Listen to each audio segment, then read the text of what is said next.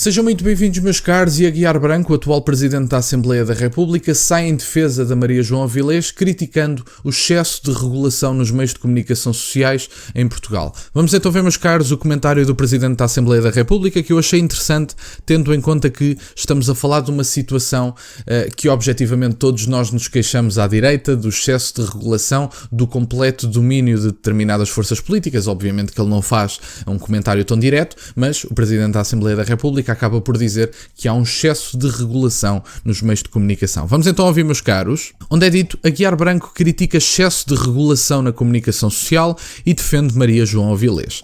O Presidente da Assembleia da República criticou hoje excessos de regulação, subsidiação e intervenção no setor da comunicação social e deu como exemplo negativo a controvérsia em torno da recente entrevista de Maria João Avilés ao Primeiro-Ministro. Esta posição foi defendida por José Aguiar Branco na abertura da conferência promovida pela ERC na sala do Senado na Assembleia da República, que tinha como tema informação como bem público, regulação mediática e políticas públicas. Portanto, a ERC está mais interessada em censurar. Eu resumia tudo aquilo em censura, até porque a ERC, na altura, quando havia entrevistas, na altura das eleições, em março, quando havia entrevistas por parte de youtubers, lembro-me, por exemplo, do Tiago Paiva, que tem alguma visibilidade, lembro-me do Miguel Milhão, mas acho que foi mais incisivo na parte do Tiago Paiva, porque o Tiago Paiva falava basicamente falava com políticos, recebeu André Ventura e convidou políticos da esquerda à direita, disse o próprio, e eu não duvido. Mas a ERC estava muito interessada em saber se o Tiago Paiva, enquanto criador de conteúdo que não recebe um cêntimo de dinheiros públicos, que não tem obrigação nenhuma de entrevistar todas as pessoas da esquerda à direita, porque não é financiado pelo Estado português, ao contrário da maior parte dos artistas que se queixam das redes sociais. O Tiago Paiva financia, à minha semelhança, eu também financio todo o material que estou aqui a utilizar, portanto ninguém tem que me dizer as pessoas que eu entrevisto ou o que quer que seja, e portanto o Tiago Paiva, que financia todo o seu projeto, acaba por ser questionado se não deveria ter uma regulação, tendo em conta que é um órgão de informação e esse órgão de informação deveria ser aquilo que eles querem, objetivamente, e portanto não deixa de ser interessante que isto seja feito, até porque mesmo que houvesse a possibilidade de, para entrar nesta regulação, receber dinheiros públicos, eu acho que não faz qualquer tipo de sentido, porque isto perderia todo o interesse. E os meios de comunicação tradicionais são órgãos muito regulados, financiados, e como dizem os brasileiros, quem paga a banda escolhe a música. Meus amigos, é tão simples como isto. E portanto, não devemos estar aqui a preocupar-nos com a regulação da liberdade de expressão, porque esse não é o problema do país. Tomáramos nós que a liberdade de expressão fosse um problema no país, por uma simples razão, porque significava que todos os outros problemas tinham sido resolvidos. E a liberdade de expressão nunca vai ser um problema. A liberdade de expressão é um direito que deveria ser respeitado pelos ditos democratas, que objetivamente que não são, objetivamente que só são democratas quando as suas opiniões são as que estão em cima da mesa. Porém, de acordo com José Aguiar Branco, as opções fundamentais para o futuro do jornalismo dependem pouco do regulador ou do legislador, estando antes nas mãos dos órgãos de comunicação social e dos jornalistas apresentar projetos editoriais convincentes e robustos para vencer os desafios num mundo em mudança. Nós, legisladores e reguladores, temos de resistir à tentação do excesso de intervenção, de subsidiação, de regulação. Não quero viver num país em que se duvida que alguém com o percurso e as qualidades de Maria João Avilés possa entrevistar o Primeiro-Ministro, ou que ache que uma entidade pública deve ter opinião sobre as perguntas que um jornalista faz numa entrevista. É tão simples como isto. O Estado efetivamente deve garantir alguns setores-chave e efetivamente isso favorece a soberania nacional, setores-chave nomeadamente os da defesa, do controle da fronteira, etc. Há várias questões que o Estado deve manter. Mas efetivamente o Estado tem que sair da frente da liberdade de expressão. O Estado não tem que andar a regular sobre as perguntas que a Maria João Avilés ou outra pessoa qualquer faz ao Primeiro-Ministro. O Primeiro-Ministro e os seus órgãos de comunicação e a parte da comunicação associada ao Primeiro-Ministro concordaram em dar uma entrevista à Maria João Avilés. A Maria João Avilés fez as perguntas que quis e o Primeiro-Ministro respondeu. Respondeu o que quis também, porque a Maria João Avilés não lhe apontou arma nenhuma para ele responder aquilo que ela queria. Portanto, respondeu o que quis, foi por livre vontade e a Maria João Avilés fez as perguntas que tinha que fazer. Não é uma pessoa que eu aprecio particularmente, mas o que é facto é que ela tem todo o direito a fazer uma entrevista ao Primeiro-Ministro com ou sem carteira de jornalista, quer dizer. É isto que está em causa, se ela tem carteira de jornalista? Então, mas só o Primeiro-Ministro só pode ser entrevistado por jornalistas que tenham carteira de jornalista? Eu acho que não.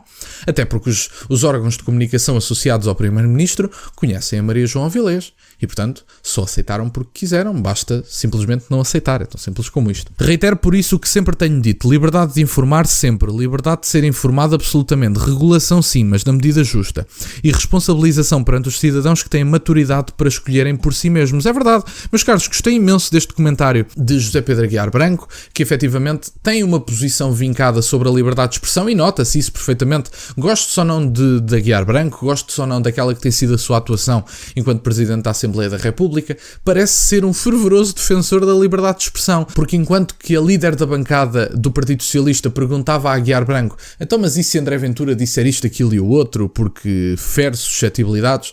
E o José Pedro Aguiar Branco disse: não, minha senhora, ele pode dizer aquilo que bem entender porque está na casa da democracia e a liberdade de expressão é precisamente isso, liberdade de expressão. Se ele se quer exprimir, ele diz o que entender. E, portanto, efetivamente fazer frente ao Partido Socialista para que se permita que o Chega termine uma declaração, eu acho que é bastante interessante e nota-se perfeitamente a imparcialidade de Aguiar Branco, que é de longe, não tem qualquer tipo de comparação, é de longe muito melhor Presidente da Assembleia da República do que era Augusto Santos Silva. Augusto Santos Silva era um completo tirano, mas isso não parecia preocupar o Partido Socialista. Lá está, porque os meios de comunicação tradicionais ou servem determinadas opiniões associadas ao politicamente correto, ou não servem enquanto profissão e enquanto órgão. Acho desagradável, não é bonito, e efetivamente as pessoas devem ter a liberdade de se informar em fontes de informação diferentes daquelas que são as do Estado. Porque quer dizer, se as únicas fontes de informação disponíveis no país são as do Estado, eu acho que efetivamente podemos correr um pequenino risco, obviamente que sou eu a ser irónico, podemos correr um pequenino risco de estarmos a ser desinformados ou de estarmos a receber propaganda. As fontes de informação privadas são essenciais para a manutenção da democracia e também para a informação de todas as pessoas que assim o queiram. As pessoas não são obrigadas a ver meios de comunicação tradicionais financiados pelo Estado, como inclusive em tempos foi a SIC Notícias, que durante a pandemia recebeu 15 ou 16 milhões, e que ninguém tenha dúvidas, mais uma vez digo, que quem paga a banda escolhe a música. Órgãos de comunicação tradicionais, que muitas vezes se querem comparar a canais como o meu, a canais como o do Tiago Paiva, obviamente que o Tiago Paiva tem de longe muito mais exposição que eu, mas que se queiram comparar aos nossos canais única e exclusivamente porque ambos entrevistamos políticos, não tem qualquer tipo de comparação. Tudo o que aqui está foi financiado pela minha pessoa. Tudo o que está em estúdios da SIC, os comentadores e tudo mais salários, os órgãos de comunicação tradicionais associados ao Estado são financiados pelos nossos impostos e, portanto, têm uma obrigação com quem paga os vossos salários, que é de informação, que é de imparcialidade, que é de entrevistar todos os espectros políticos.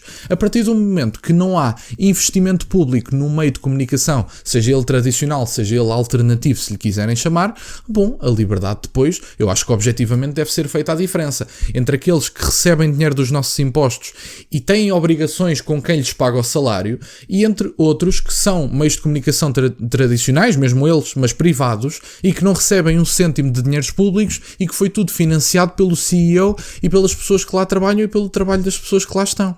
Eu, por exemplo, não tenho nenhuma empresa aberta, mas efetivamente financiei todo o material que vocês veem. E, portanto, a ERC querer regular um meio de comunicação tradicional de forma igual ao que quer regular um canal do YouTube é risível. Até porque eu, ao contrário dos meios de comunicação tradicionais, não recebo um único cêntimo de dinheiros públicos e, portanto, não devo qualquer tipo de justificação sobre as pessoas que entrevisto. É um problema meu e não deve ser regulado tão pouco da mesma forma.